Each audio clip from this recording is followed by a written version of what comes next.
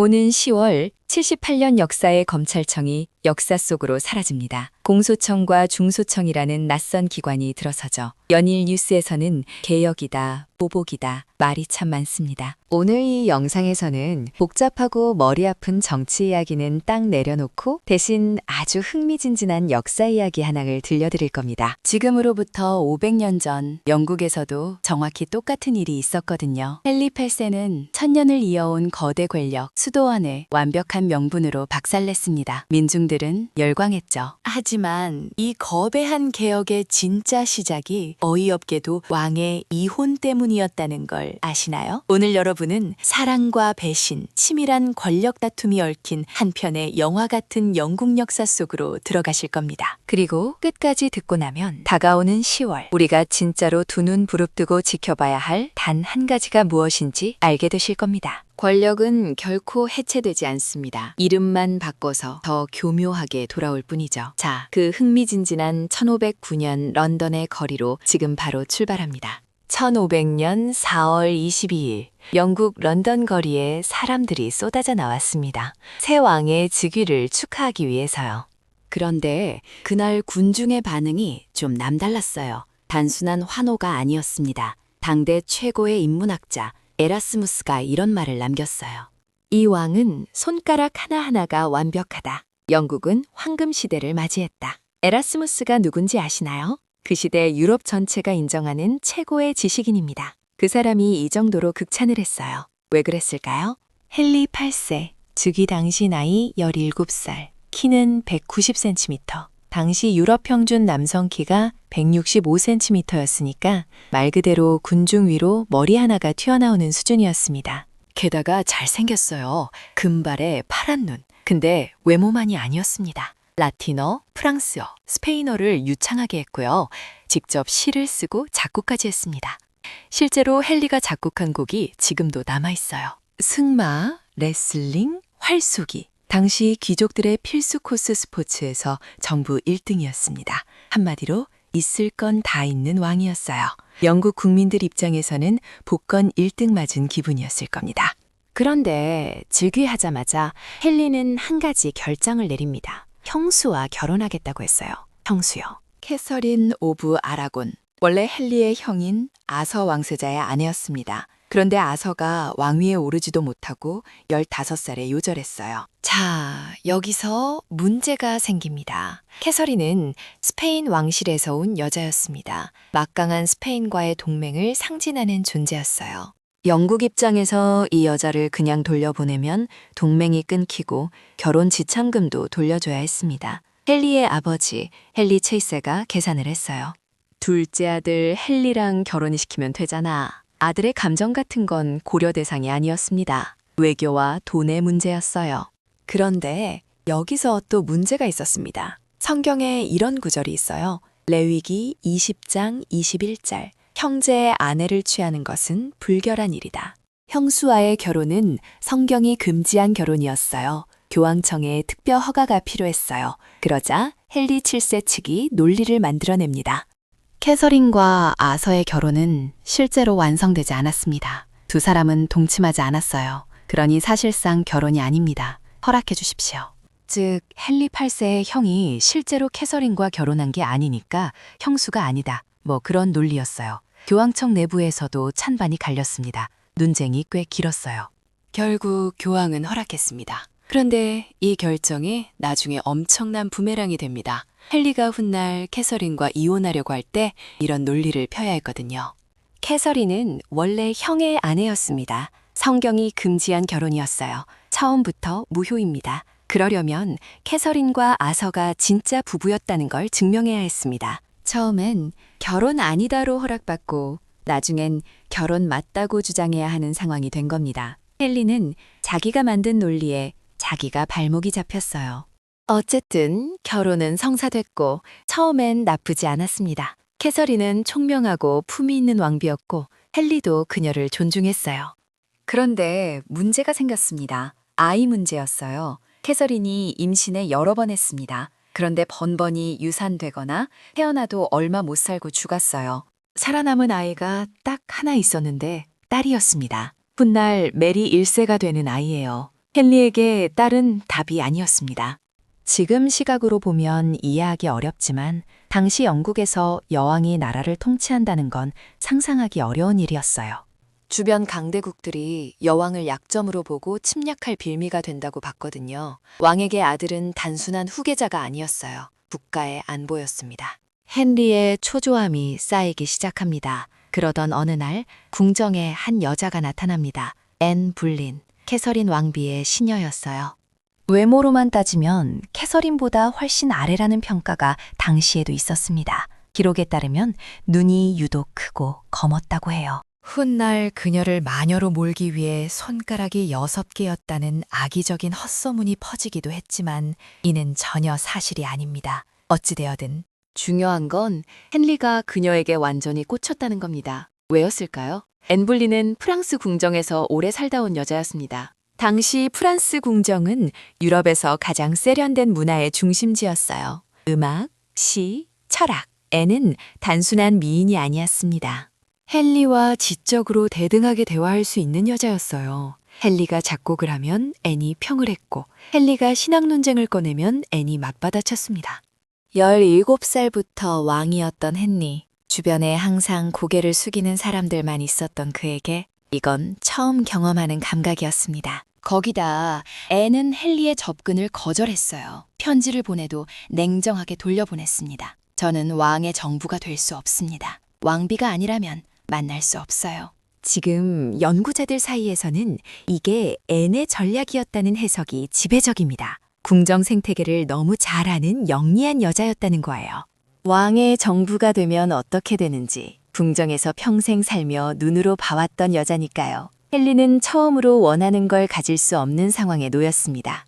그 순간부터 헨리의 머릿속에 한 가지 생각이 자리를 잡아요. 캐서린과 헤어져야겠다. 앤 불린을 왕비로 만들어야겠다.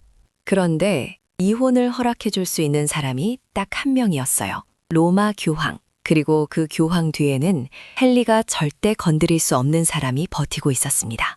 그게 누구였을까요? 여기까지 재미있으셨으면 좋아요만 한번 눌러주세요. 자, 다시 이야기로 돌아옵니다.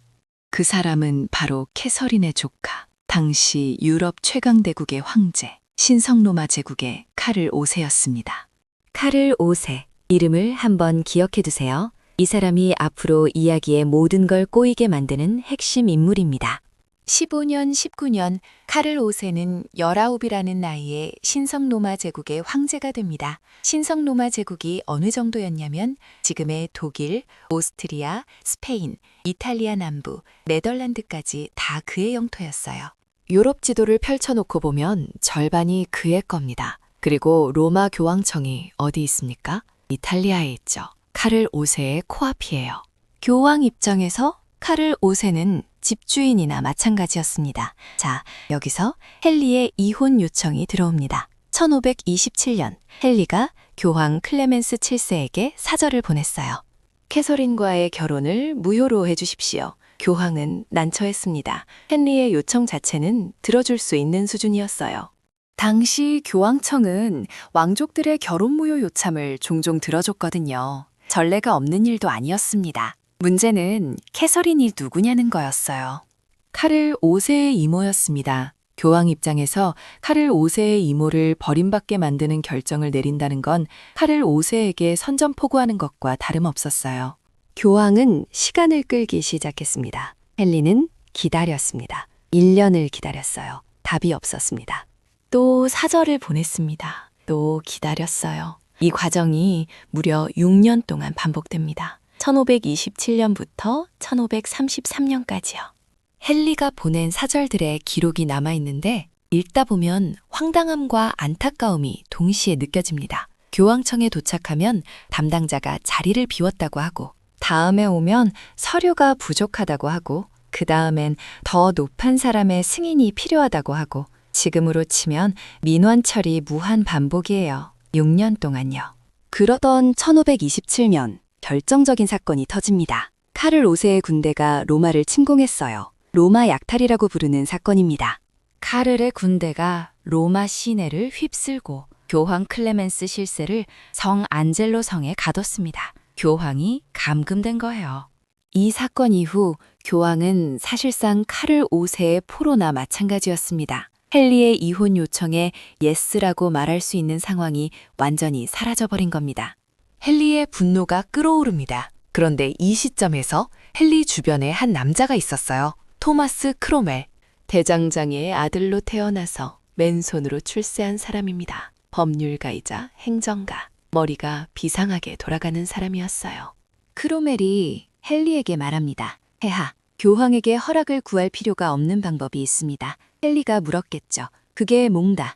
크롬웰의 대답은 간단했습니다. 교황보다 높은 사람이 되시면 됩니다. 헨리는 잠시 생각했을 겁니다. 그리고 그 생각이 행동으로 옮겨지기까지 오래 걸리지 않았어요. 1534년 헨리는 수장령을 선포합니다. 잉글랜드 교회의 유일한 수장은 국왕이다. 교황과의 완전한 결별이었습니다. 1000년 동안 유지되던 잉글랜드와 로마 교황청의 관계가 한 장의 선언문으로 끊겼어요. 그런데 이 결정에 반대한 사람이 있었습니다. 토머스 모어. 당시 영국 최고의 지식인이자 대법관이었어요.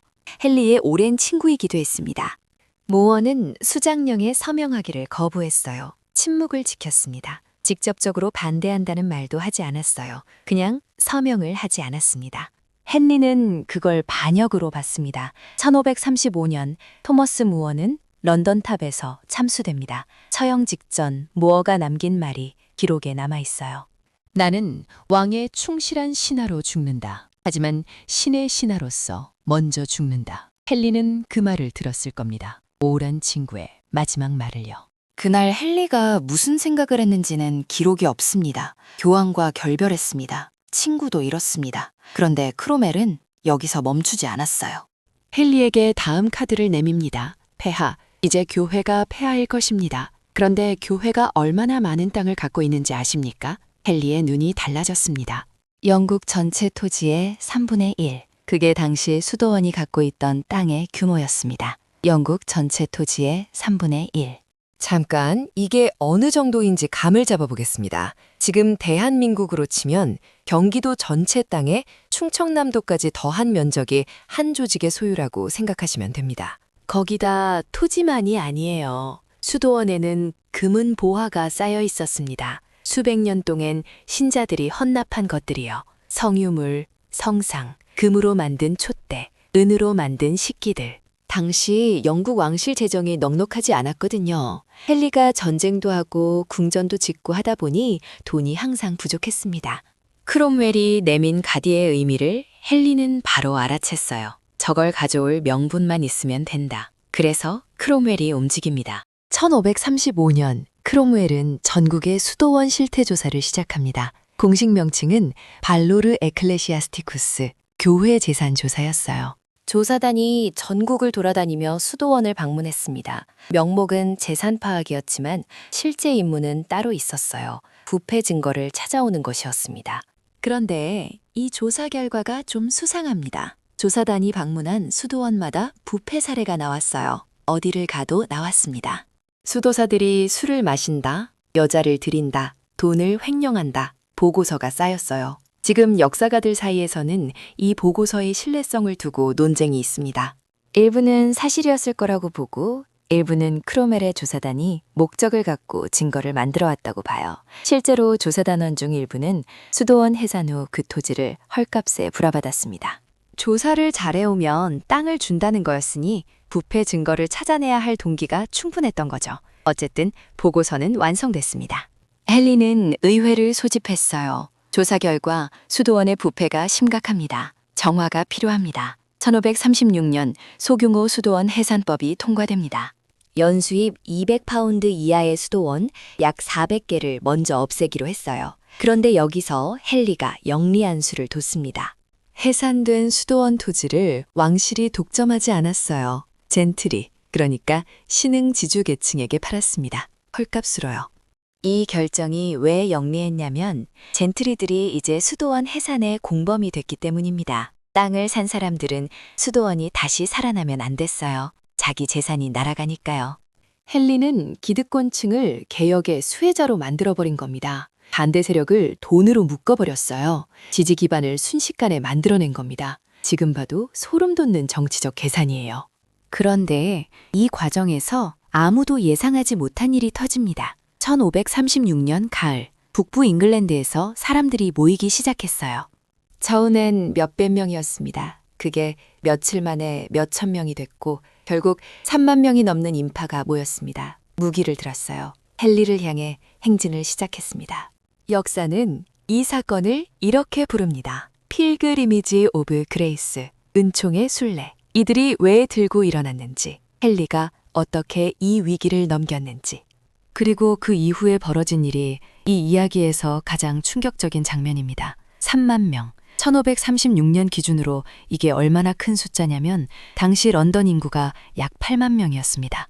도시 하나에 준하는 인원이 무기를 들고 왕을 향해 걸어오고 있는 겁니다. 헨리의 군대가 맞상대할 수 있는 규모가 아니었어요. 이들이 왜 들고 일어났는지부터 이해해야 합니다. 지금까지 이야기에서 수도원은 그냥 땅 많고 돈 많은 부패한 조직처럼 들렸을 수 있어요. 그런데 북부 잉글랜드 사람들한테 수도원은 전혀 다른 의미였습니다. 병원이었어요. 당시 영국의 병원이라고 부를 수 있는 곳은 수도원밖에 없었습니다. 아프면 수도원에 갔어요. 학교였습니다. 가난한 집 아이들이 글을 배울 수 있는 곳이 수도원이었어요. 수도사들이 가르쳤거든요. 은행이었습니다. 흉년이 들면 수도원에서 곡식을 빌렸어요. 이자도 없이요.